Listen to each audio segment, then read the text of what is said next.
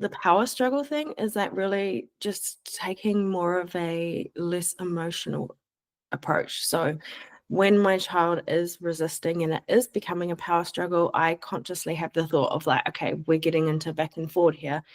We don't need to be getting into back and forward because all I asked you to do was go and have a shower.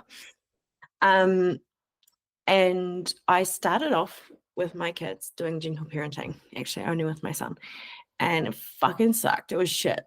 Like, I gave him too many choices. I let him have too much space to decide. And he was a toddler who couldn't decide and also neurodivergent. So also couldn't like, and I'm not saying he couldn't decide, but like he was a child. He didn't need 45 lists of what he wants to wear today. Just tell him, here's your clothes and put them on. And if he has an issue, then we can talk about it. But I think I just overwhelmed him with too much choice, too much freedom, and not enough security in the boundaries.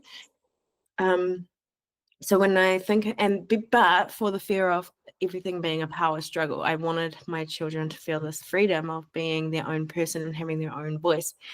And so for me, when it comes to the power struggle, I guess it's about taking it from being about the thing, like, and asking yourself, is it about the thing? Like, say it's the power struggle of putting on the shoes. It's kind of like for myself, I just lay out, wow, this needs to be done because we're leaving in 5 minutes. Like, and leaving it at that. If it's not done, then okay, well, you must be going to school in your socks. And kind of just really getting to know your children. What works for one child doesn't work for the other. So when you talk about connection and understanding, that is the whole thing around reducing the power struggle, is to know your child and to know what will and won't work for them.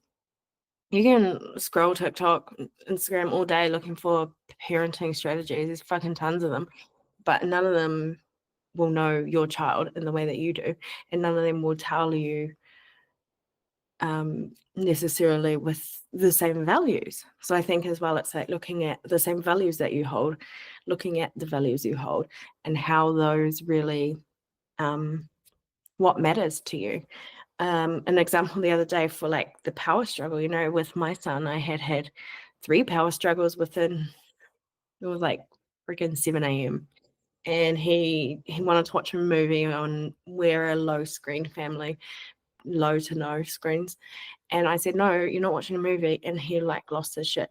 And then, you know, there was the next thing and the next thing. And then by the time we got to breakfast, he was like, I want noodles for breakfast. Like, this kid doesn't have noodles for breakfast. Like, I don't let him. But for whatever reason that day, he was like fixated on the noodles. And in that moment, I was like, I can either push back on this and have our 5th meltdown, or I can just go, you know what? It doesn't hurt anyone if he has fucking noodles. And so he had the noodles, and we got to school on time after the noodles because he had got his yes met. Off we went, and he had a great day at school. So I think it's just about like reflecting what's important, where's your child, what's important, where's your child at, and what values you hold.